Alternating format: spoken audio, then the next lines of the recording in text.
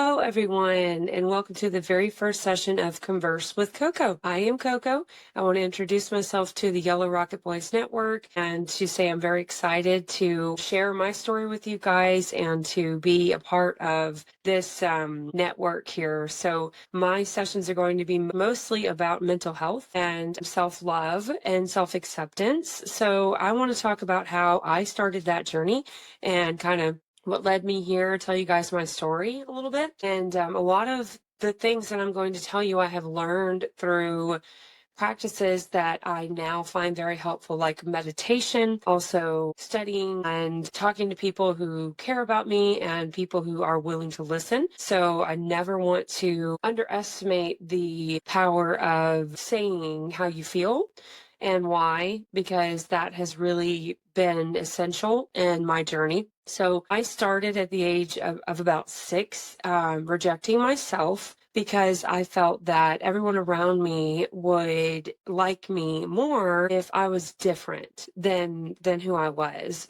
I became addicted to attention, affection, and acceptance. That's what I like to call the 3 A's.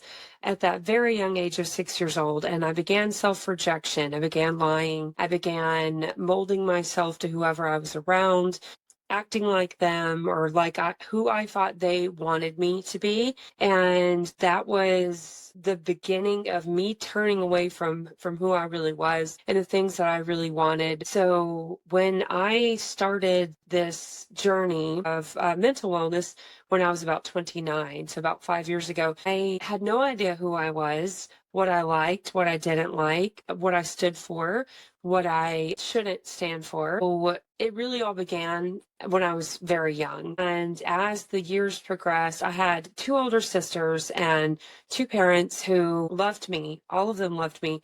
But again, I just felt such a sense of fear of rejection for so long and a sense of not belonging, not fitting in. And I don't believe it was anyone's fault. I think that's just the way that I reacted to life, you know. And so I had begun trying to be someone else because for one reason or another, I did not believe that I was good enough. So at the age of 13, I lost my mom's best friend and my stepdad in the same motorcycle accident.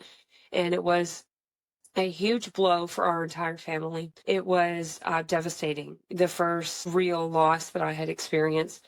And at 13 years old, I did not know how to process my emotions. Grief was totally new to me. I had probably seen 1 or 2 people in caskets at funerals, you know, growing up. It was just very foreign. And the first thing I thought was, how am I going to fix my mother who just lost her best friend and her husband? And it happened before her eyes. She actually saw it happen.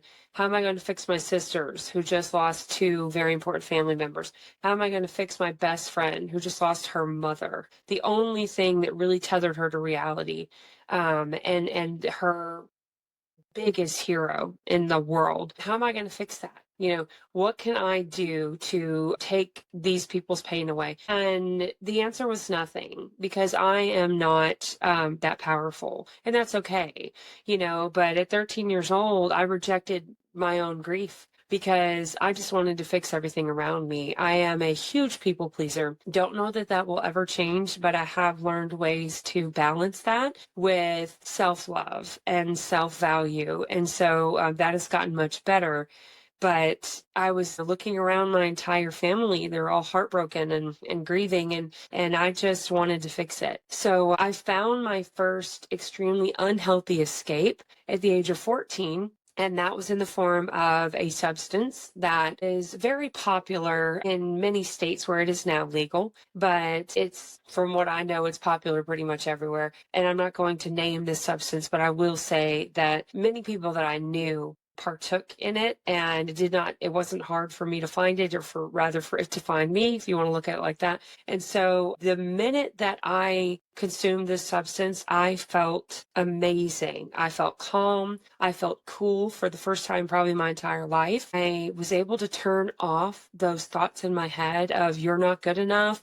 How are you going to make other people happy? How are you going to fix everybody? You know, you're not grieving the right way. You should miss these people more. You shouldn't be happy. All these thoughts in my head, they just went quiet. So needless to say, after that experience, I wanted to feel that way some more. And I did. Throughout the next few years, I would occasionally partake in that substance. I would occasionally partake in a liquid substance that is very easy for many, many people to get a hold of. And even as a, underage teenager, it was easy for me to get a hold of that. It was in a lot of places that I went with my friends, and it was just another way for me to escape unhealthily from my feelings and from my thoughts. And so I didn't have a big issue with either of those substances until I graduated. I was able to keep it under wraps. I started using more and more, but I hid it from a lot of people.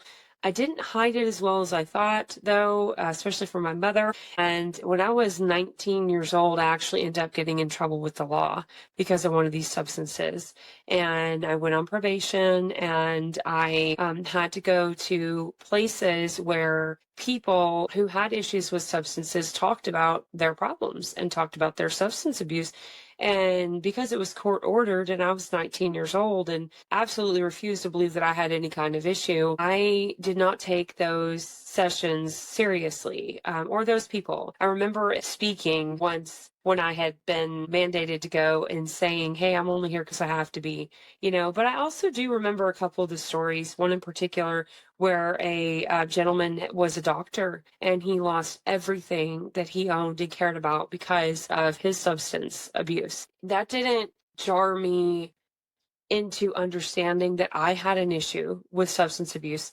It was actually about 10 years after that I realized and admitted to myself that I had an issue with using one substance in particular, but really any mood altering, mind changing substance I cannot partake of because I can't do it successfully and I can't do it without breaking out in bad decisions. So very bad. So after my probation and after trying to cheat the system the entire time that I was on color code, by the grace of my higher power, who I choose to call God. So when I say the word God, I do refer to my higher power that is loving and caring and greater than me. And by the grace of God, I was able to use my youthful offender, and somehow I never got in trouble with the law after that, which is not to say that I didn't deserve that, because I have broken the law since then. So, and I'm not ashamed of who I am.